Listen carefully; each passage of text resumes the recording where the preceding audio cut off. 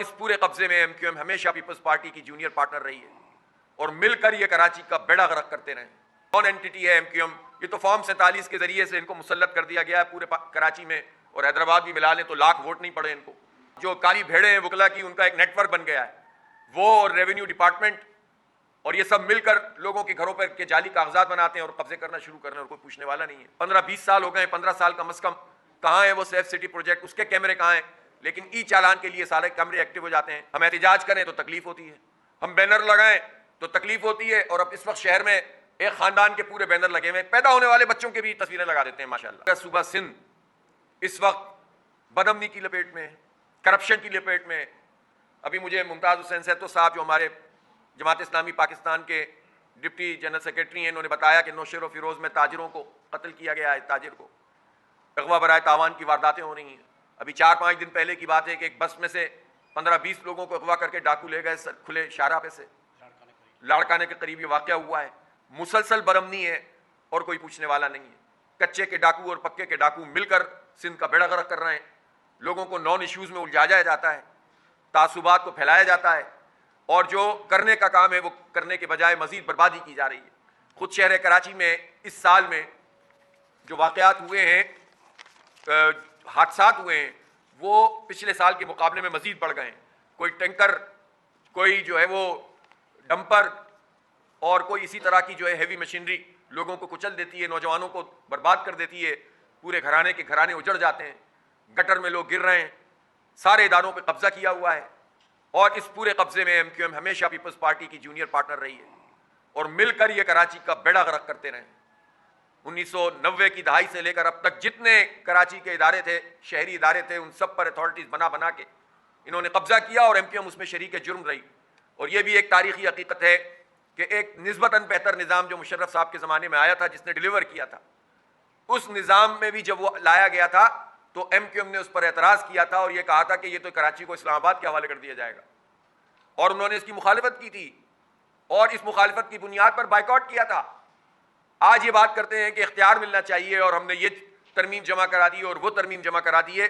हर हुकूमत का हिस्सा बनते हैं, हर जगह पर वोट डालते हैं, हॉर्स ट्रेडिंग का शिकार होते हैं और सारे इदारे बेच बेच कर ये सब दोनों मिलकर खा गए और बेड़ा गर्क कर दिया इन्होंने इस शहर कराची के 3.5 करोड़ आवाम का। ये गिनती भी पूरी नहीं करवा सके। और जाहिर है कि अब ये एक नॉन एंटिटी है एमक्यूएम, ये तो फॉर्म 47 के जरिए से इनको मुसल्लत कर दिया गया है पूरे कराची में, और हैदराबाद भी मिला लें तो लाख वोट नहीं पड़े इनको, और एक पोलिंग स्टेशन या एक पोलिंग बूथ भी नहीं जीत सके। लेकिन चूंकि पसंदीदा पार्टी हैं इसलिए लाकर बिठा दिया गया है। 22 कौमी असम्बली की सीटें कराची से थीं, जिसमें से 15 एमक्यूएम को दे दी, जो 7 बच गई थी वो पीपल्स पार्टी को दे दी। अवाम का ना पीपल्स पार्टी से ताल्लुक था, ना जो है वो एमक्यूएम से ताल्लुक था। जब हमारी इस्टेब्लिशमेंट चोरों और डाकुओं से खुश रहती है तो हालात कैसे बेहतर होंगे। मेयर जमात इस्लामी का बनना था, पहले सीटें छीनते रहे, फिर उसके बाद बंदे उठा लिए या उनको खरीद लिया जो पीटीआई के लोग थे, और मेयर पीपल्स पार्टी का बन गया। तो जब इस्टेब्लिशमेंट खुश रहती है इस सिस्टम से, तो फिर वो कैसे सिस्टम के खिलाफ बात कर सकते हैं। जिस सिस्टम के खिलाफ आर्मी चीफ साहब ने बात की थी उसको ले आके इस्लामाबाद में बिठा दिया, सबसे टॉप पोजीशन दे दी है। तो कैसे कब्जे खत्म हो सकते हैं? लोगों के घरों पे कब्जे हो रहे हैं, जाली कागजात बन रहे हैं। एक जो काली भेड़े हैं वकला की, उनका एक नेटवर्क बन गया है, वो और रेवेन्यू डिपार्टमेंट और ये सब मिलकर लोगों के घरों पर के जाली कागजात बनाते हैं और कब्जे करना शुरू कर रहे हैं, और कोई पूछने वाला नहीं है। तो मैं पूछना चाहता हूँ, ये इदारे क्या कर रहे हैं? पुलिस क्या कर रही है? हसास इदारे क्या कर रहे हैं? सारी रिपोर्टें आपके पास होती हैं और फिर भी ये सिस्टम ताकतवर हो रहा है, तो फिर हम क्या समझें कि सब मिलकर कर रहे हैं ये काम। तो ये मिनी पाकिस्तान, जो पाकिस्तान का मईशत का हब है, जो 54% एक्सपोर्ट कर रहा है, जो 67% रेवेन्यू जनरेट कर रहा है, जो सूबा सिंध का 98% रेवेन्यू जनरेट कर रहा है, जो टैक्स देता है 42% इनकम टैक्स कराची से और बाकी पूरे मुल्क से होता है। ये तमाम लिसानी और कौमी और मजहबी इकाइयाँ यहाँ पर मौजूद होती हैं, सब लोग यहाँ रहते हैं और बसते हैं। इस शहर का बेड़ा गर्क अगर ये सब लोग कर रहे हैं, तो जिन लोगों ने मेयर का रास्ता रोका और जिन लोगों ने जाली मेयर को, कब्जा मेयर को आने दिया, सवाल तो असल में उनसे बनता है। ये जो ई चालान किए चले जा रहे हैं, 5,000 रुपये से लेकर 25,000 रुपये का ई चालान एक मोटरसाइकिल पर किया जा रहा है। इसी तरह से बड़ी गाड़ियों के ऊपर 1 लाख रुपए तक का चालान है। दुनिया में कहीं इस तरह से होता है? सड़कें बनाओ नहीं, आपने इतने लोग जो हैं वो लूट मार करते हुए जो डाकू होते हैं वो हलाक कर देते हैं।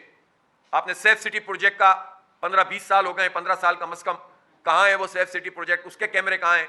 लेकिन ई चालान के लिए सारे कैमरे एक्टिव हो जाते हैं। हम चालान के खिलाफ नहीं है, लेकिन ये कौन सा तरीका है? सड़क नहीं दो, सहूलत नहीं दो, ट्रांसपोर्ट नहीं दो।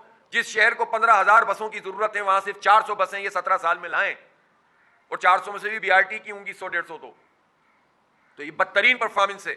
यहां तो 71-72% करप्शन है एक ठेके में। ऐसा ही है सैफ भाई? इससे भी ज्यादा ही है। यानी एक काम अगर आप 1 करोड़ रुपए का करते हैं तो 71-72 लाख रुपए आपको ऊपर से लेकर नीचे तक देना पड़ता है। करप्शन के इस लेवल पर ये लोग मौजूद हैं और उनकी सरपरस्ती एस्टेब्लिशमेंट कर रही है। पीपल्स पार्टी A+ टीम है एस्टेब्लिशमेंट की, और MQM तो खैर उसके लिए तो सारे नंबर ही खत्म हो गए। वो तो बटन दबता है, उठ जाओ उठ जाते हैं, बैठ जाओ बैठ जाते हैं, इसलिए कि ना उनका कोई मैंडेट है ना उनको किसी ने वोट डाला है। एक पोलिंग बूथ भी वो नहीं जीत सके। इस सूरत हाल में तनहा तो नहीं छोड़ा जा सकता लोगों को। हम एहतिजाज करें तो तकलीफ होती है, हम बैनर लगाएं तो तकलीफ होती है। और अब इस वक्त शहर में एक खानदान के पूरे बैनर लगे हुए, पैदा होने वाले बच्चों के भी तस्वीरें लगा देते हैं माशाल्लाह। इसीलिए परेशानी होती है बाज लोगों के कि उनकी अलग तस्वीर नहीं लग पाती, जमात इस्लामी में तो लग जाती है। वो तो खानदान के बगैर चल नहीं सकते, वो तो गुलाम इब्ने गुलाम होते हैं।